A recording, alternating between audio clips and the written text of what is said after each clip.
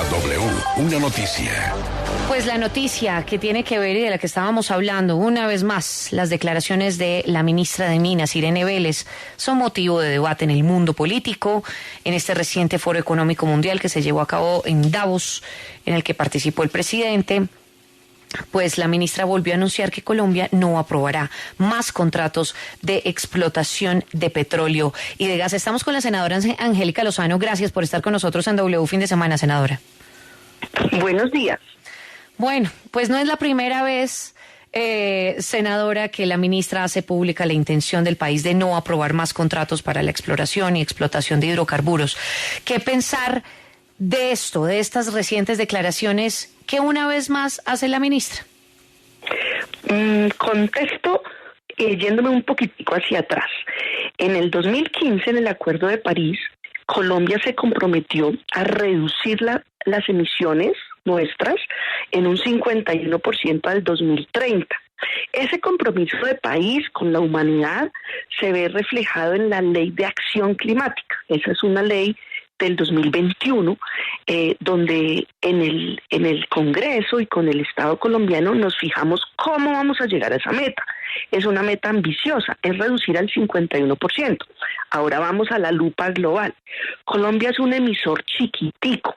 Para que los oyentes sepan, los gases de efecto invernadero son los que están calentando el planeta. Y los países más industrializados, por ejemplo, China o Estados Unidos, pues son los mega grandes contaminantes.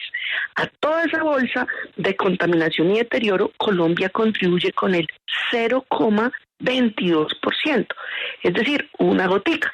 Eso no quiere decir que no hagamos nada, por eso el Plan de Acción Climática Nacional busca reducir a la mitad. ¿Cómo se reduce? Con metas de transición, no solo hacia energías alternativas, eólicas, aprovechando el viento y el sol, sino también con medidas de hacer más eficiente, por ejemplo, la ganadería, de contener la deforestación que por narcotráfico es brutal en nuestro país, haciendo cambios en el tema de transporte.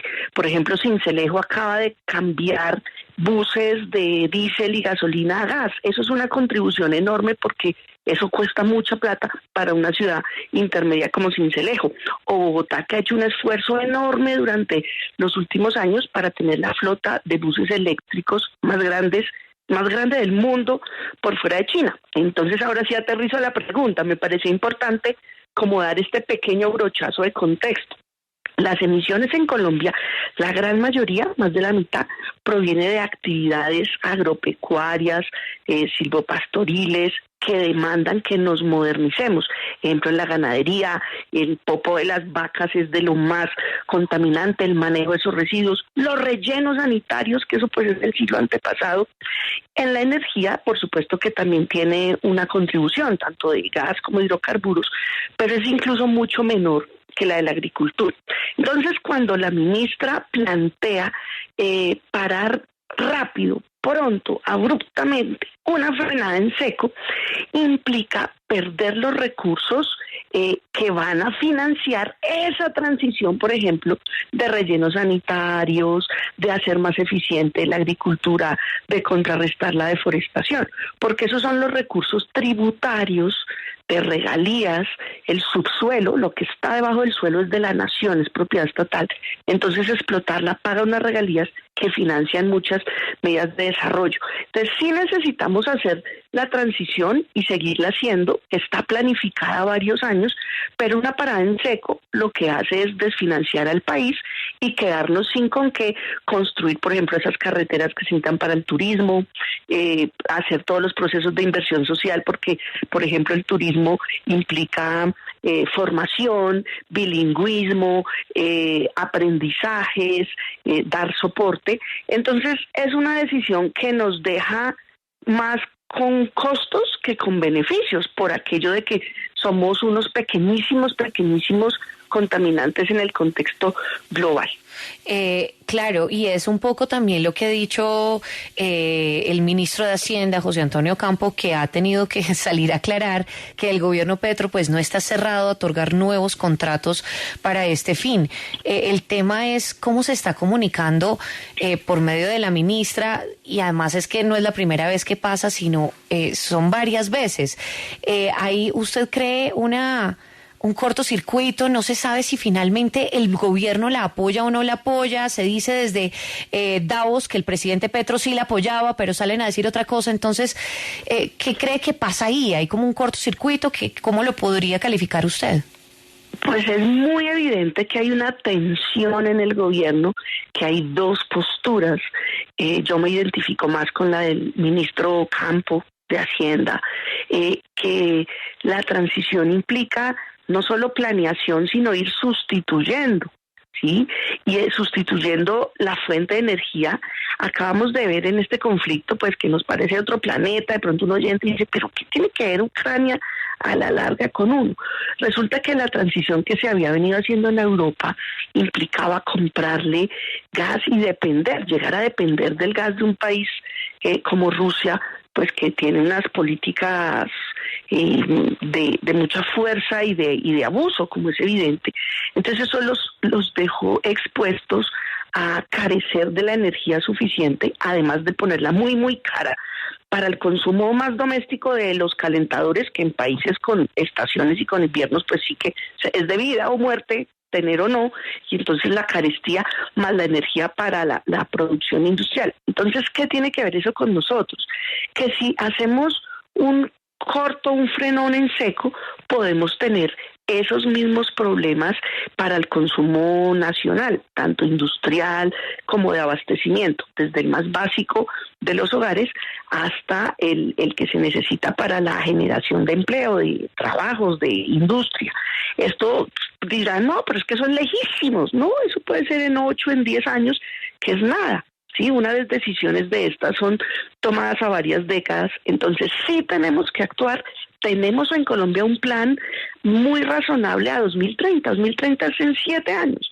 Para bajar a la mitad en 7 años hay que ponerse muy juicioso, y eso implica tener plata, María Camila. Se necesita recursos para financiar, por ejemplo, la transición en el transporte. Necesitamos transporte limpio, necesitamos más trenes, pues esos trenes se tienen que financiar.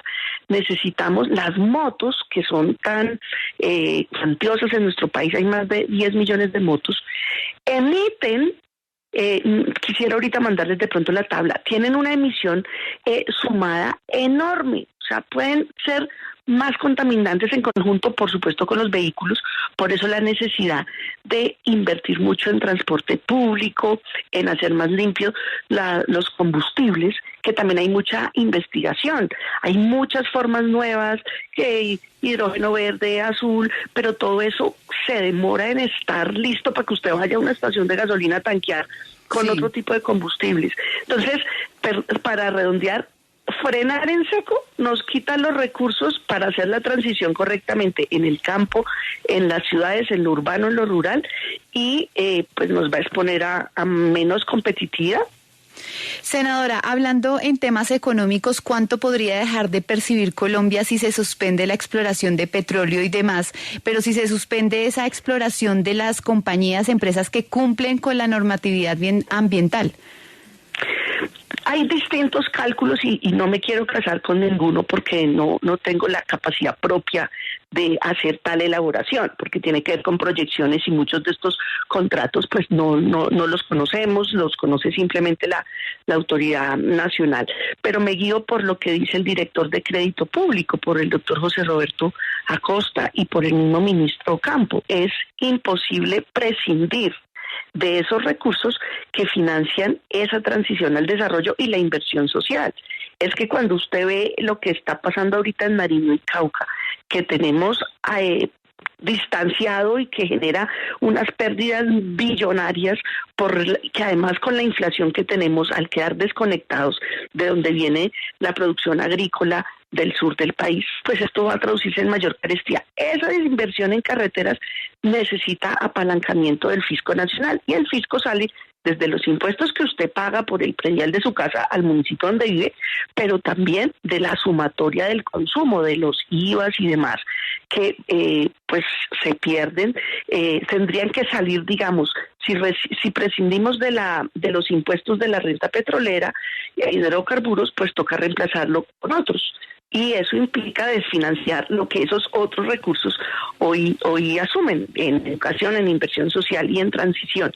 Entonces, digamos, el compromiso, Colombia ya lo ha hecho y tenemos un plan serio para bajar al 51%, para que la familia, en un oyente que está en su casa, si consume X kilovatios, el compromiso de bajarlo a la mitad implica que toda la familia se ponga con otro chip a cambiar la forma de consumo. Bueno, ese plan energético de bajar a la mitad nuestras emisiones existe, y con el compromiso político de un gobierno como este se puede sin duda acelerar, por ejemplo, hacia lo que se está haciendo, planeando hacer en la Amazonía contra la deforestación. Eso es perfecto, pero no es tan sensato parar en seco, y por eso ojalá prime la voz de Ocampo.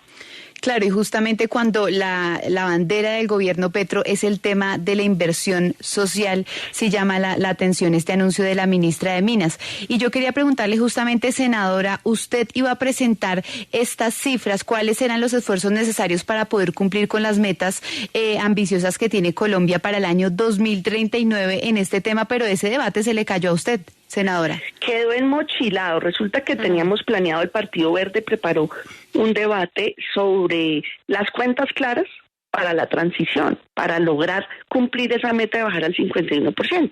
Y esas cuentas claras implica, bueno, miremos dónde están las mayores emisiones. Están en el campo, en la ganadería. La ganadería es un gran emisor, pero como es un gran emisor, pretender pararlo de aquí a un año se prohíbe, o a 3 años o a 5 años, las cabezas de ganado, tantas por extensión, pues generaría un impacto social brutal, porque hay grandísimos ganaderos, pero también hay el ganadero pequeño en los municipios. Es ineficiente el uso de la tierra que hacen.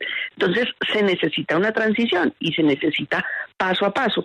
Lo mismo en la agricultura, pero pues no podemos prescindir. La agricultura emite mucho, pero pues no, prescindamos de la agricultura, pues no, porque viene la posibilidad de abastecimiento de los alimentos, pero sí tenemos que hacer tecnología en transporte. Miren, lo urbano, el tema de la emisión de las motos, de los vehículos, de los buses, implica transición tecnológica, pasarnos a energías más limpias, pasar la flota a eléctrica, pero eso cuesta. Entonces, cambiar los buses contaminantes a eléctricos, que dan una mejor experiencia de viaje y sobre todo menos emisiones, o sea, contribuyen a la calidad del aire, porque ahí viene la salud. Con buses contaminantes, más enfermedades respiratorias, más muertes de adultos o de niños. Sí. Entonces, pasarnos a eléctrico cuesta. Un bus eléctrico puede costar el triple que uno normal. Ok, ¿eso cómo se paga? ¿En tarifa? ¿O cuál es el plan? Y eso es en todo el país. Entonces, el debate lo que quería era mostrar para influir en el plan de desarrollo. Tenemos esta próxima semana cita con el director de Planeación Nacional, porque el plan de desarrollo se presenta el 7 de febrero, y las cuentas claras y se cumplen las metas. Pero con cuentas alegres nos podemos quedar sin lo uno y sin lo otro. Pues es la senadora Angélica Lozano, gracias por haber estado con nosotros en W Fin de Semana. Pues María Camila, antes de que se nos vaya la senadora, le quiero hacer una pregunta a la senadora. ¿Quién se coló, doña? Joana. Ay, qué va, senadora. Es que no, esto es de otro tema, pero que también tiene que ver con política y con el Congreso, porque quisiera saber en qué va la próxima presidencia del Congreso de la República, ya que usted era pues la que estaba más opcionada, pero pues por ahí hemos tenido fuentes que nos dicen que sería Inti Asprilla. ¿Cómo va eso? Eso es muy lejos. Estamos a 21 de enero y esa decisión es el 20 de julio. En 6 meses. Pero usted sabe que desde ya se empiezan a mover las cosas, ¿no? El 6 meses ya eso está decidido. Pero es gastar pólvora en gallinazos ahorita. Si no hemos radicado el plan de desarrollo, no conocemos las reformas, imagínese lo que va a pasar en 6 meses. A ver, les doy contexto. El segundo año, en el Senado, le corresponde la presidencia al Partido Verde y a la Coalición Esperanza, porque tuvimos una sola lista, es decir, el próximo presidente surge de la lista del Verde y la ASI, que también son compañeros. Entonces la bancada escoge, y en la bancada, como en todas, es súper legítimo competir, y efectivamente el senador Inti y yo competiremos. pero pues en buena onda. Ya hemos competido siempre, como nuestro partido siempre es de lista abierta, hemos competido desde la Cámara, el Senado, así que cero lío y se puede hacer una competencia fraterna. Lo raro es como la cizaña y el chisme 6 meses antes.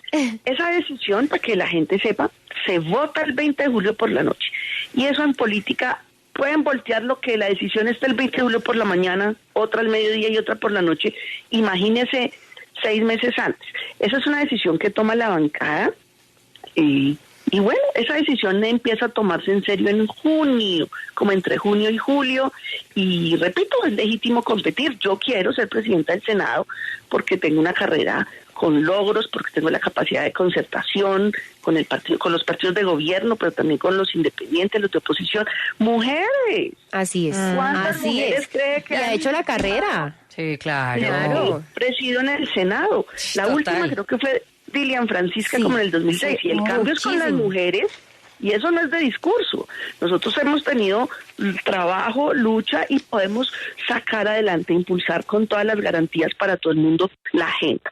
Nuestro partido apoya al gobierno, somos de la coalición del gobierno, y la presidencia del Senado lo que tiene es que garantizar siempre las agendas, la concertación, la deliberación, las garantías. Nosotros que hemos estado en la oposición siempre queremos garantías, pues ahora tiene que ser para la oposición actual, pero también las garantías para que el gobierno pueda sacar adelante una agenda tan ambiciosa.